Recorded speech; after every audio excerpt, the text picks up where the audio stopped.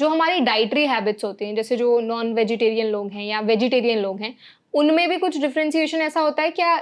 इनको ज़्यादा चांसेस हैं गॉल ब्लैडर स्टोन होने के? Yes, rightly said. और ये मैं सोच रहा था कि आप इस पे आए, क्योंकि फिजियोलॉजी नॉर्मल आपके माध्यम से मैं नॉर्मल जो दर्शक है उनको मैं ये समझाना चाहूँगा कि डाइट का बहुत इंपॉर्टेंट रोल है गॉल ब्लैडर स्टोन फॉर्मेशन में। लाइक किडनी में जो स्टोन बनता है उसमें एक डाइटरी फैक्टर भी बहुत इंपॉर्टेंट है। नॉर्मल लोग जो घरेलू औषधि और भी पैथी से जो सोचते रहते हैं ना, गॉल ब्लैडर स्टोन की अगर हम फिजियोलॉजी उसकी रचना को समझे ना, तो कॉमन कोलेस्ट्रॉल स्टोन है। Second most common is bilirubin, pigmented stone बोलते हैं। ओके। तो ये जो कोलेस्टेरॉल स्टोन है ना, ये कब बनता है? जब आपके बॉडी में कोलेस्ट्रॉल की मात्रा बहुत ज़्यादा होगी।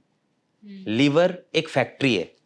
आपने जो भी कुछ खाया कार्बोहाइड्रेट फॉर्म में, प्रोटीन और लिपिड फैट, ये सारा डाइजेस्टिव सिस्टम के थ्रू होके फाइनली उसको एक लीवर में ही जाना है।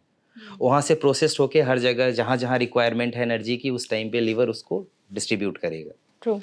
तो अगर कोलेस्ट्रॉल यहाँ पे ज़्यादा बना आपकी डाइटरी हैबिट की वजह से, या और भी कुछ जेनेटिक डिसऑर्डर हैं उसमें ऐसा हो सकता है कि कोलेस्ट्रॉल की मात्रा आपकी बॉडी में ज़्यादा होती है, तो ये जब गॉल ब्लैडर में स्टोर होगा तो गॉल ब्लैडर का जो बाइल होता है ये सुपर सेचुरेटेड हो सकता है कोलेस्ट्रॉल से।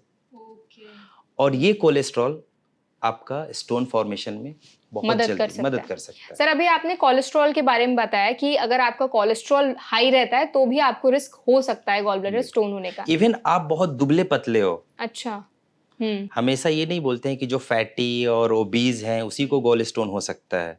दुबले पतले लोगों में भी अगर लिपिड का डिसऑर्डर है, ये सर क्या होता है? लिपिड होता है कि हमारे बॉडी में लिपिड मेटाबॉलिज्म, वो लीवर बताया आपको कि एक फैक्ट्री है, उसके अंदर सारी मेटाबॉलिज्म चल रही है। कार्बोहाइड्रेट, लिपिड, प्रोटीन, सारी मेटाबॉलिज्म वहीं पे चल रही है।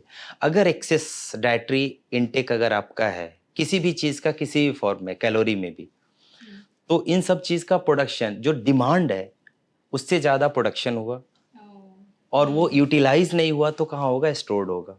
और जब ये स्टोर्ड होगा तो एक रीजन बनेगा आपका, स्पेशली कोलेस्ट्रॉल। अगर हम कोलेस्ट्रॉल की बात करें, सिर्फ हम गॉल स्टोन पे होते हैं, मैं नहीं जा रहा सारी फिजियोलॉजी पे, सिर्फ गॉल ब्लैडर स्टोन पे जा रहे हैं और कोलेस्ट्रॉल से उसको कोरिलेट करते हैं। आपने एक्सेसिव डाइटरी फैट लिया, लीवर में और भी मैकेनिज्म से फैटी एसिड का फॉर्मेशन हो रहा होता है। जब ये बाइल में कोलेस्ट्रॉल ज़्यादा आएगा तो उस टाइम पे ये बाइल सुपर सेचुरेटेड हो जाएगी, और जैसे ही गॉल ब्लैडर कॉन्ट्रैक्ट करेगा, super saturated bile stone formation का कारण बन जाएगी। ओके। सर, डायबिटिक जो पेशेंट्स होते हैं उनको भी गॉल ब्लैडर स्टोन होने का ज़्यादा रिस्क रहता है? देखिए, डायबिटिक पेशेंट बहुत सारी चीज़ों में प्रोन होते हैं, उनको बहुत एक्स्ट्रा ख्याल रखना होता है। उनके अंदर भी लिपिड मेटाबॉलिज्म इम्पेयर्ड होती है, तो वो जब भी अगर उनका डाइट अगर सही से मेंटेन ना रहे तो उनकी बाइल की कंपोजिशन भी चेंज हो सकती है इस लिपिड की वजह से, तो उनके अंदर भी ये स्टोन बनने के चांसेस ज़्यादा है। और इवन डायबिटिक पेशेंट में गॉल स्टोन अगर है तो कई बार वो साइलेंट भी होता है, इनकी इम्यूनिटी बहुत कमज़ोर होती है, तो गॉल ब्लैडर के कॉम्प्लिकेशन भी इनमें ज़्यादा देखा गया। ओके।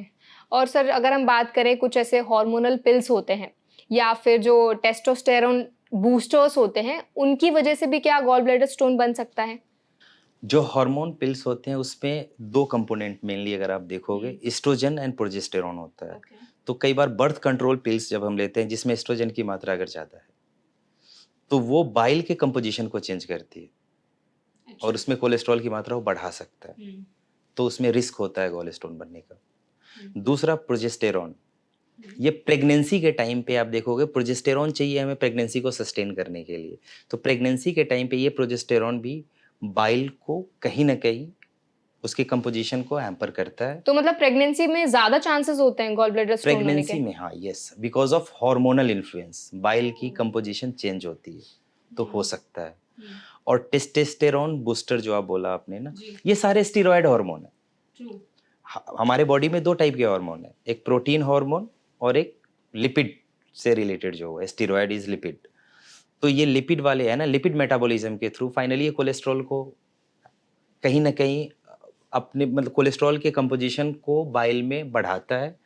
बाइल के कंपोजिशन से समझ लो छेड़छाड़ किया इसने, कंपोजिशन उसका बढ़ा, सुपर सैचुरेटेड बाइल हुई और स्टोन फॉर्मेशन हो हो सकता सकता है। सर ऐसा भी कुछ होता है क्या कि पर्टिकुलर जिनका ब्लड ग्रुप है वो लोग ज़्यादा प्रोन हो गॉल ब्लैडर स्टोन होने के लिए? है।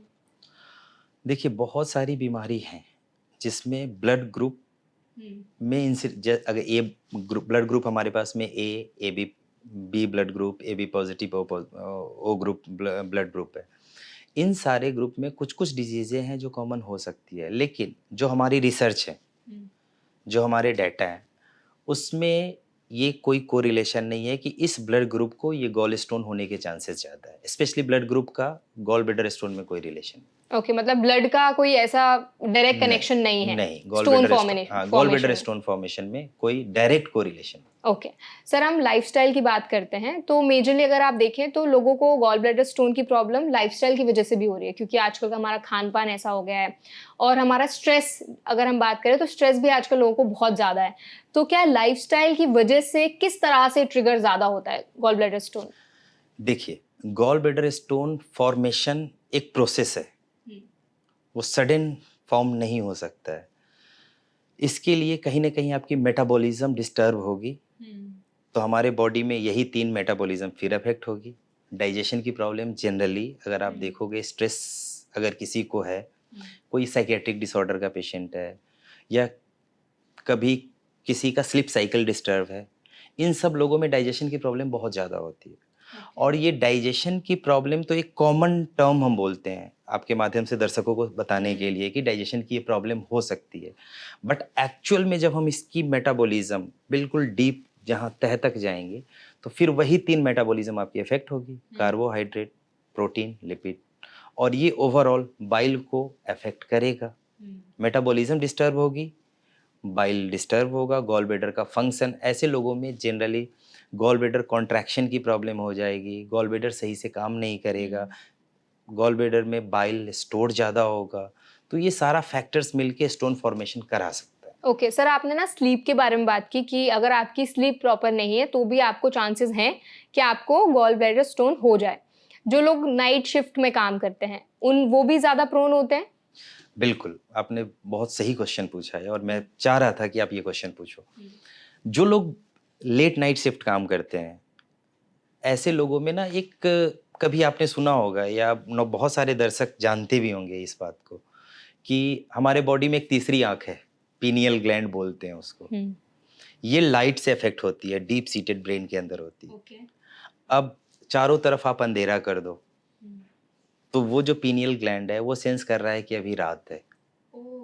और लेट नाइट जब हमारा सोने का टाइम है, उस टाइम पे आपकी पूरी लाइट जली हुई है, उसको सेंस हो रहा है कि लाइट जली हुई है, मतलब अभी टाइम सोने का नहीं है। आपकी स्लीप साइकिल पूरी डिस्टर्ब रहती है, इसको सर्केडियन रिदम भी बोलते हैं ना। ओके। ठीक है, तो ये रिदम डिस्टर्ब होती है। जब ये रिदम डिस्टर्ब होगी तो आपकी सारी मेटाबॉलिज्म डिस्टर्ब होगी। ऐसे लोगों में डाइजेशन की प्रॉब्लम होगी। रात को काम करने वाले लोगों का फ्लूइड इंटेक भी कम हो जाता है, ऐसे लोगों को कॉन्स्टिपेशन भी बहुत ज़्यादा होता है। तो कॉन्स्टिपेशन और साथ के साथ ये स्लीप डिस्टर्बेंस, बहुत सारी चीज़ों की वजह से कई बार एसिडिटी भी होगी। उनको पहले से अगर गॉल स्टोन है तो उनको बार बार लगेगा कि मुझे एसिडिटी हो रही है, वो फिर नॉर्मल दवाई या ओवर द काउंटर कुछ जाके दवाई खाते रहेंगे और उनको ये पता नहीं चल पाएगा कि गॉल ब्लैडर स्टोन पहले से है। कई बार वो एग्रेवेट भी हो सकती है। ओके सर, अभी आपने ना लिक्विड मेंशन किया कि इन लोगों का जो नाइट शिफ्ट में काम करते हैं उनका लिक्विड इंटेक भी बहुत कम हो जाता है। तो क्या डिहाइड्रेशन की वजह से भी गॉल ब्लैडर ट्रिगर हो सकता है स्टोन? डिहाइड्रेशन की वजह से बिल्कुल हो सकता है। मैंने आपको बताया पहले ही, थोड़ी देर पहले बताया था कि बाइल का कंपोजिशन 90 to 95% वाटर है। तो अगर आपने वाटर कंटेंट कम कर दिया तो बाइल के जो और कंपोनेंट है वो तो फिर सैचुरेटेड हो गई ना, तो फिर वो स्टोन फॉर्मेशन कर सकता है। Although direct correlation kidney stone में ज़्यादा है डिहाइड्रेशन की वजह से, गॉल ब्लैडर में कम है, फिर भी बाइल का कंपोजिशन है 90% वाटर, तो बिल्कुल हो सकता है। ओके सर, अभी तक तो हमने जो बात की है, हमने समझा कि गॉल ब्लैडर स्टोन बनता कैसे है, क्या क्या इसके मेजर कॉजेज होते हैं। अब हम थोड़ा सिम्टम्स के बारे में बात करते हैं, क्योंकि लोगों को पहचाने वो कैसे कि उनकी बॉडी में गॉल ब्लैडर स्टोन जैसी कोई चीज़ फॉर्म हो रही है। तो क्या मेजर सिम्टम्स होते हैं जो उनको इग्नोर नहीं करने हैं?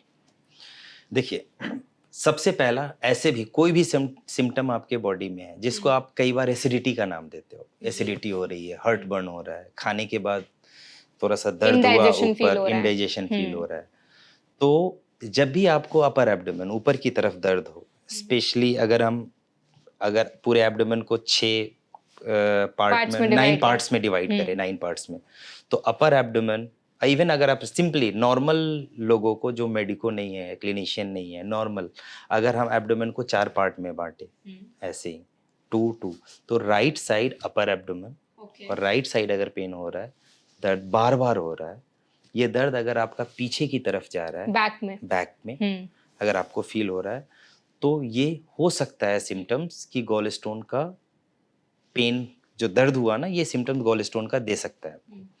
दूसरा, कुछ भी अगर आप खाना खाते हो और उसमें अगर फैट का कंटेंट थोड़ा सा ज़्यादा है, तो अगर उस टाइम पे ये दर्द प्रेसिपिटेट हो रहा है तो भी एक कारण हो सकता है। बट ये दोनों में कॉमन है, normal gastritis, peptic ulcer disease, अगर पेट के अंदर कुछ अल्सर है उसमें भी हो सकता है, गॉल स्टोन में भी हो सकता है। तो ये टाइम होता है कि आप एक बार क्लिनिशियन के पास में जाएं, इवैल्यूएट कराएं कि आपको कहीं गॉल स्टोन की समस्या तो नहीं है। अगर गॉल स्टोन नहीं है, फिर उसका दूसरा उपचार होता है। ओके सर, अभी जो आपने सिम्टम्स बताए हैं कि आपको बैक में पेन हो सकता है, आपको एब्डोमेन में पेन महसूस हो सकता है, क्या ऐसे कुछ केसेस भी होते हैं जहाँ कोई सिम्टम्स दिखाई ना दे लेकिन फिर भी बॉडी में गॉल स्टोन बन रहा हो? वेरी गुड, बहुत अच्छा क्वेश्चन है। अगर मैं आपको बताना चाहूँ, बहुत सारे गॉल ब्लैडर स्टोन जो इनिशियल फेज में बनते हैं वो साइलेंट होते हैं, उसको कई बार साइलेंट स्टोन भी बोलते हैं। बट साइलेंट स्टोन अगर आपको सिम्टम्स नहीं दे रहा है, इसका मतलब ये बिल्कुल भी नहीं है कि वो खतरनाक नहीं हो सकता है। साइलेंट गॉल स्टोन वो अभी शांत बैठा हुआ है, एक वो पॉकेट के अंदर है और बाइल वहां से बार बार सिक्रीट हो रही है नीचे की तरफ। वो स्टोन कभी भी नीचे से आके, आप समझो लीवर से 2 डक्ट आई, गॉल ब्लैडर एक स्टोरेज ऑर्गन है, बाइल सिक्रीट होके वहां पे आया, उसकी डक्ट निकल के और एक सीबीडी बनाई। तो अगर इस गॉल ब्लैडर के अंदर स्टोन है, वो नीचे सरक के गॉल ब्लैडर के नेक पे आ सकता है। अच्छा, वो बॉडी के अदर पार्ट्स में भी जा सकता है? बिल्कुल जा सकता है। ओके। होता क्या है कि गॉल ब्लैडर में बाइल जो स्टोर्ड हुई, तो बहुत सारी हार्मोन है, फूड जब आपका इंटेक डाइजेस्टिव सिस्टम में गया तो वहां से हार्मोन रिलीज होकर और गॉल ब्लैडर को कॉन्ट्रैक्ट कराता है, सो दैट जो स्टोर्ड बाइल है वो डाइजेस्टिव सिस्टम में आ जाए। उसी दौरान जो स्टोन है वो आके उसके नेक पे अटक सकती है, और बाइल स्टोर्ड होता है लेकिन साथ में इस ऑर्गन में बहुत म्यूकस, बहुत सारी चीजें सेक्रीट हो रही होती है, वो बाहर नहीं आ पाएगा जब आपने उसका पैसेज बंद कर दिया। तो साइलेंट स्टोन जब सिम्टम्स देगा तो कई बार वो बहुत सीवियर सिम्टम्स हो सकता है, नेक पे अटक सकता है, नीचे सीबीडी में अटक सकती है, जो प्रॉपर एक ampulla sphincter of Oddi, ampulla Vater वहाँ पे अटका तो सीवियर प्रॉब्लम पेनक्रेटाइटिस भी हो सकती है, जिसके बारे में बाद में हम आपको बताएंगे कि क्या क्या कॉम्प्लिकेशन हो सकता है। तो ये साइलेंट स्टोन कई बार पहला प्रेजेंटेशन ही इनका सीवियर हो सकता है। मतलब जरूरी नहीं है कि आपको सिम्टम्स ना दिखे, कभी कभार ऐसे भी हो सकता है कि जब भी आपको सिम्टम दिखेगा एकदम सीवियर होगा। बिल्कुल हो सकता और है, आपको हॉस्पिटल जाना पड़ जाए। बिल्कुल हो सकता है। साइलेंट स्टोन कई बार बहुत सीवियर सिम्टम्स भी आपको दे सकता है, हॉस्पिटलाइजेशन करा सकता है और आपकी बीमारी को बहुत लंबा खींच भी सकता है। आपके पास ऐसे पेशेंट्स आते हैं जो एकदम सीवियर पेन में हो और आके आपको पता चला हो कि अरे इनको तो गॉल ब्लैडर स्टोन है? बिल्कुल बिल्कुल, बहुत सारे ऐसे यंग पेशेंट जिनको गॉल स्टोन है, 2 साल 3 साल 4 साल से बार बार वो फॉलो अप करके बार बार साइज देख रहा है, सर बढ़ा नहीं बढ़ा, तो कुछ नहीं हो रहा है, सडन वो आए पेनक्रेटाइटिस लेके कि बहुत सीवियर वाला पेनक्रेटाइटिस। सर इसके बारे में थोड़ा एक्सप्लेन करिए, क्या होता है? देखिए, गॉल ब्लैडर के अंदर स्टोन बना, वहाँ पे बहुत टाइम तक रहा, इसके 2 फेट हो सकते हैं। आप कभी देखोगे अल्ट्रासाउंड की फाइंडिंग, नॉर्मल जो भी गॉल ब्लैडर स्टोन के हमारे पेशेंट होंगे उनको बताना चाहूँगा मैं कि अल्ट्रासाउंड में ना 2-3 चीज़ें बहुत कॉमन होती है गॉल ब्लैडर स्टोन के पेशेंट में। गॉल ब्लैडर स्टोन के अंदर मल्टीपल कैलकुलाई होंगे, छोटे छोटे से, या फिर एक लार्ज सिंगल बड़ा सा स्टोन हो सकता है। ये 2 फाइंडिंग आप कॉमन देखते होंगे। अब गॉल ब्लैडर एक पियर से पैसे ऑर्गन है और एक नेक है जो सीवीडी में ड्रेन कर रही है बाइल को, जो स्टोर्ड बाइल है। अगर आपका मल्टीपल छोटे छोटे कैलकुलाई है, वो जैसे ही गॉल ब्लैडर कॉन्ट्रैक्ट किया वो नीचे आसानी से आ जाएगा छोटा कैलकुलाई, वो कैलकुलाई आके और जो सीबीडी जो कॉमन इनका पाथवे है जो डाइजेस्टिव सिस्टम में एंटर करता है, पाइपलाइन समझो आप, उसको ब्लॉक कर दिया। ब्लॉक किया, इधर से पेनक्रियाज जो पेनक्रियाटिक जूस हमें भेजने वाला है डाइजेस्टिव सिस्टम में, वो भी ब्लॉक हो गई। अब ये जूस जो है ना, बाहर तो बहुत अच्छा काम करता है लेकिन अपने ही ऑर्गन को बहुत ज़्यादा डैमेज करता है, और आपने उसके पैसेज को बंद कर दिया, उसे स्टोन नीचे सरक के आई, पेनक्रियाटिक जूस आना इधर से बंद हो गया, ब्लॉक कर दिया उसके ओपनिंग को। अब ये जो पेनक्रियाटाइटिस होगी वो कितनी सीवियरिटी होगी, ये उस टाइम पे बहुत सारी स्कोरिंग सिस्टम होती है, उसके थ्रू जब पेशेंट कभी ऐसा आया तो जो छोटे छोटे स्टोन है ये पेनक्रियाटाइटिस करा सकता है, माइल्ड पेनक्रियाटाइटिस करा सकता है, सीवियर करा सकता है, और सीवियर में इसकी मोर्टेलिटी बहुत हाई होती है। तो सर जैसे हम अगर स्टोन्स की बात करें तो एक तो गॉल ब्लैडर स्टोन भी होता है और किडनी में भी स्टोन्स होते हैं। क्या ऐसा भी होता है कि दोनों एक साथ में पेशेंट में हो जाए कि किडनी में भी स्टोन हो गया और गॉल ब्लैडर में भी स्टोन हो गया? ये बहुत सारे ऐसे पेशेंट मेरे पास में आते हैं। अच्छा। जिसमें कई बार ये इंसिडेंटल फाइंडिंग आती है कि गॉल ब्लैडर स्टोन भी है, किडनी स्टोन है, एक साथ? एक साथ। और बहुत सारी क्वेरी होती है, कई बार वो क्लिनिशियन डॉक्टर से अच्छे तरीके से सेटिस्फाई नहीं हो तो इनको बहुत सारे लोग बताने वाले भी होते हैं, चाय पे चर्चा जैसे होती रहती है। बिल्कुल। ठीक है ना। तो ऐसे केसेस में जो प्रॉपर, मतलब मैं रिसर्च की बात करूं तो पेशेंट डाटा से रिसर्च एंड फॉलो अप में, तो डायरेक्ट कोरिलेशन नहीं है कि गॉल ब्लैडर स्टोन जिसका बना है उसका किडनी स्टोन भी बन सकता है, क्योंकि दोनों के स्टोन फॉर्मेशन का कॉज बिल्कुल डिफरेंट है। पहले आपको बताया मैंने, cholesterol, bilirubin, these are the two most common thing जो गॉल ब्लैडर स्टोन में बनता है। यहाँ किडनी में मैक्सिमम स्टोन जो बनता है कैल्शियम ऑक्सलेट स्टोन्स होते हैं, और भी स्टोन्स है बट कैल्शियम।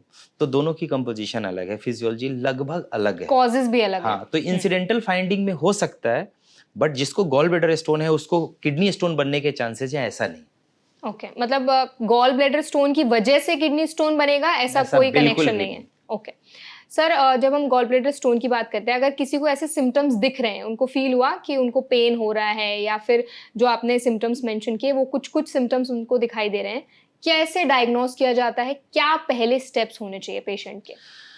आपके माध्यम से मैं बताना चाहूंगा आपके दर्शकों को, जब भी पेट के अंदर कोई भी प्रॉब्लम हो रही है और बार बार हो रही है दर्द, और कई बार आप कोरिलेट कर लेते हो खाने पीने से, लेकिन अगर ये बार बार आपको बॉदर कर रहा है, परेशान कर रहा है, तो प्लीज आप सेल्फ मेडिकेशन ना करें, ओवर द काउंटर ड्रग्स ना ले।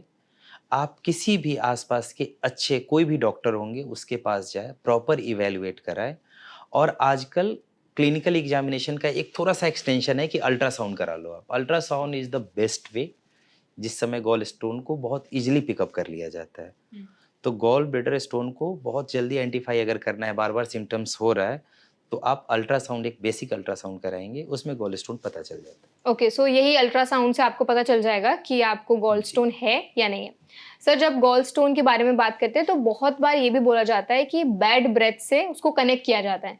तो ऐसा भी कुछ होता है कि जिन लोगों को गॉल स्टोन है उनका ब्रेथ उसमें लाइक उनकी स्मेल या कुछ ऐसा बैड ब्रेथ की प्रॉब्लम उनको फेस करनी पड़ती हो? देखिए, अगर किसी को बैड ब्रेथ है, मतलब पहले स्टोन हुआ फिर बैड ब्रेथ, या बैड ब्रेथ या स्टोन, ये तो कभी कोरिलेट करने की चीज नहीं होती। कॉमन कॉज बैड ब्रेथ का पुअर ओरल हाइजीन ही है। अच्छा, मतलब गॉल स्टोन बहुत से कोई पुअर है। कनेक्शन नहीं है? हो सकता है अगर गॉल स्टोन की वजह से अगर डाइजेशन की प्रॉब्लम आपको बार बार हो रही है, बाइल सही से नहीं पहुंच पा रहा है, ठीक है, जो स्टोर्ड बाइल है, और आपने फैटी मील ले रखा है, डाइजेशन की प्रॉब्लम हुई, तो वो डाइजेशन प्रॉपर ना होने की वजह से जो लिपिड स्टोर ज़्यादा रह रहा है आपके जीआई ट्रैक्ट में, तो फर्मेंट होके बैक्टीरियल ओवरग्रोथ होके कई बार हैलिटोसिस करा सकता है।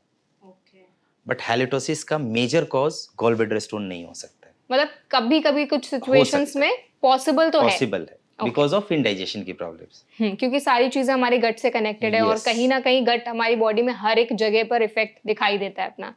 Also, हमारा sir, गट स्टार्ट ही होता है इसोफेगस, यहाँ yes. से खाया, और फिर वो स्टमक, फिर इंटेस्टाइन, जहाँ पे सारा खाना हमारा पड़ा हुआ है, तो आएगा बैड ब्रेथ, गैस बनेगा, आएगा। बिल्कुल सर। ऑल्सो बहुत सारे लोग ना डाइट्स अलग अलग तरीके की फॉलो करते हैं। पहले तो हमने नॉनवेज और वेजिटेरियन डाइट की बात की थी, कीटो डाइट्स भी आजकल लोग बहुत फॉलो करते हैं, और इंटरमिटेंट फास्टिंग लोग करते हैं। तो ये जो स्टाइल्स हैं इनका कुछ गॉल ब्लैडर स्टोन बनने में कुछ कंट्रीब्यूशन होता है या क्या कनेक्शन है? ये क्वेश्चन मैं थोड़ा और पहले एक्सपेक्ट कर रहा था, क्योंकि आपके दर्शक सबसे पहले यही जानना चाहेंगे। अच्छा। देखिए, गॉल ब्लैडर स्टोन जो बनने का प्रोसेस होता है ना, उसमें एक जो प्रोलॉन्ग फास्टिंग है, ये भी बहुत बड़ा रीजन। ज्यादा देर तक। Prolonged okay. फास्टिंग, इसमें होता क्या है कि गॉल ब्लैडर में बाइल स्टोर्ड है आपका, आपने बहुत देर तक फास्टिंग कर रखी है, आपका फूड आया नहीं, गॉल ब्लैडर को स्टिमुलस मिला नहीं बाइल जीआई ट्रैक्ट में लाने के लिए, आपके इंटेस्टाइन में लाने के लिए, तो गॉल ब्लैडर की स्टेसिस हो गई, बाइल की स्टेसिस हो गई गॉल ब्लैडर के अंदर, ठीक है। और फिर जैसे ही आपने फास्टिंग तोड़ी, अच्छे से खाना खाया आपने, फिर उस समय गॉल ब्लैडर की फास्ट एम्प्टिंग हुई, तो इस समय अगर आपकी बाइल सैचुरेटेड है, सुपर सैचुरेटेड है, इमीडिएट वो प्रेसिपिटेट होकर स्टोन बनाने के चांसेस मतलब बढ़ जाते हैं। तो prolong fasting can be a reason, मतलब एक रीजन हो सकता है गॉल स्टोन बनने का आपका।